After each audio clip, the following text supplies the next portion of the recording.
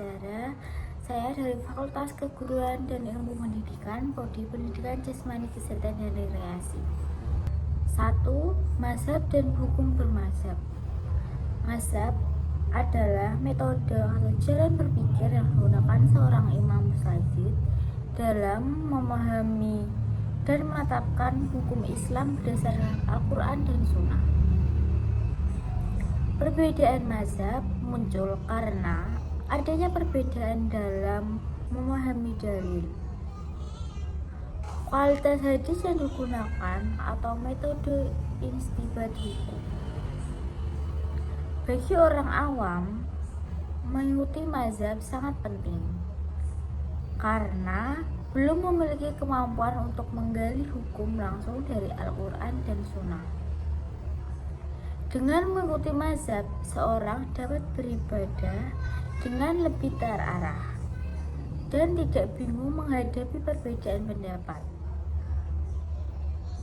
Contoh kehidupan sehari-hari, seorang muslim mengikuti tata cara sholat sesuai mazhab Syafi'i yang diajarkan di lingkungan tempat tinggalnya.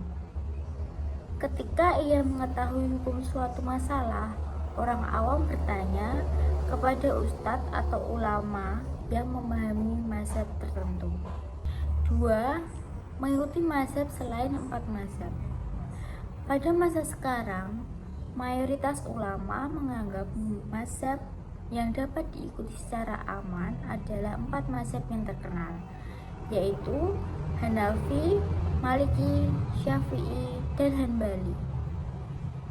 Hal ini karena metode yang pendapatan telah terdokumentasi dengan baik serta diwariskan secara sistematis. Mazhab lain pernah ada, tetapi banyak pendapatnya yang tidak terdokumentasi secara lengkap, sehingga sulit dipastikan keasliannya.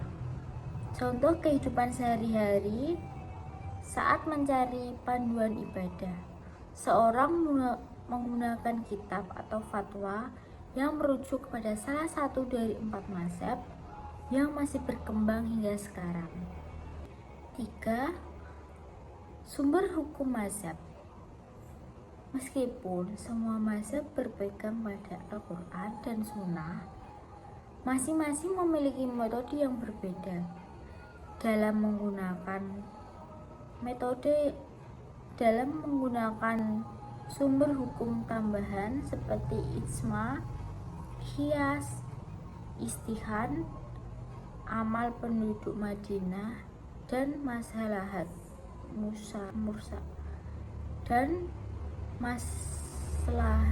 mursalah.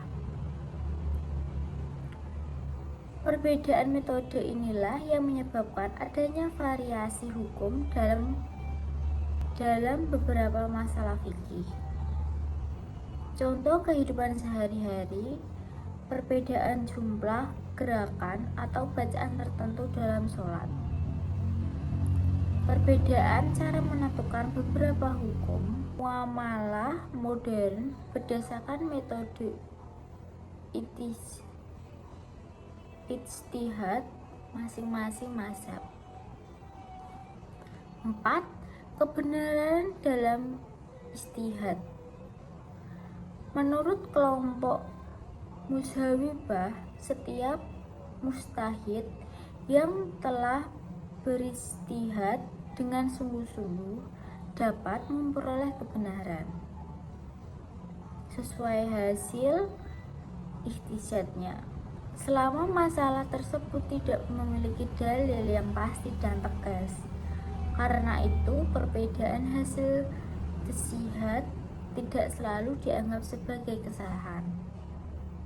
Contoh kehidupan sehari-hari, ulama berbeda pendapat mengenai penggunaan teknologi baru dalam transaksi keuangan syariah. Tetapi masing-masing tetap dihargai karena didasarkan pada ijtihad yang benar. 5. Sikap ketika imam mazhab berbeda pendapat. Perbedaan pendapat dalam fikih merupakan hal yang wajar. Orang awam tidak diwajibkan meneliti semua dalil secara mendalam, tetapi cukup mengikuti pendapat yang diyakini berasal dari ulama yang terpercaya dan kompeten. Perbedaan pendapat tidak boleh menjadi alasan untuk saling menyalahkan atau memecah persatuan umat. Contoh kehidupan sehari-hari, ada yang membaca qunut subuh dan ada yang tidak. Keduanya tetap sah karena mengikuti pendapat mazhab yang berbeda. Sebagian orang menggerakkan jari saat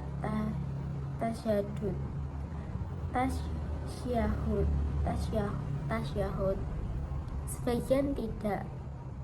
Perbedaan ini tidak boleh menjadi bahan pertengkaran. Taklid dalam fikih. Taklid adalah mengikuti pendapat ulama tanpa mengetahui secara rinci dalil yang digunakan. Bagi orang awam, taklid hukumnya boleh, bahkan diperlukan karena mereka belum memiliki kemampuan untuk berijtihad sendiri. Namun, taklid tidak berarti mengikuti pendapat secara buta. Seorang tetap harus memilih ulama yang berilmu dan terpercaya. Contoh kehidupan sehari-hari, bertanya kepada ustadz tentang tata cara zakat dan mengikuti penjelasannya. Mengikuti jadwal dan tata cara puasa yang ditetapkan oleh lembaga keagamaan. 7. Talfiq. Talfiq adalah menggabungkan dua atau lebih pendapat mazhab dalam satu permasalahan sehingga menghasilkan bentuk ibadah atau hukum yang tidak diakui oleh mazhab manapun secara utuh. Sebagian ulama membolehkan tafriq dalam kondisi tertentu, tetapi melarangnya jika hanya bertujuan mencari yang paling mudah atau menyebabkan ibadah menjadi tidak sah. Contoh kehidupan sehari-hari, seorang berwudu dengan mengusap sebagian kepala, mengikuti mazhab Syafi'i. Lalu menyentuh lawan jenis tanpa syahwat, mengikuti mazhab Maliki dan menganggap wudunya tetap sah.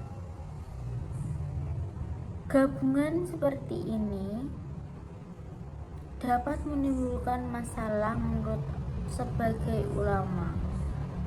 Memiliki pendapat dari berbagai mazhab hanya karena semua lebih ringan dan menguntungkan diri sendiri tanpa alasan syar'i. Sekian video dari saya. Wassalamualaikum warahmatullahi wabarakatuh.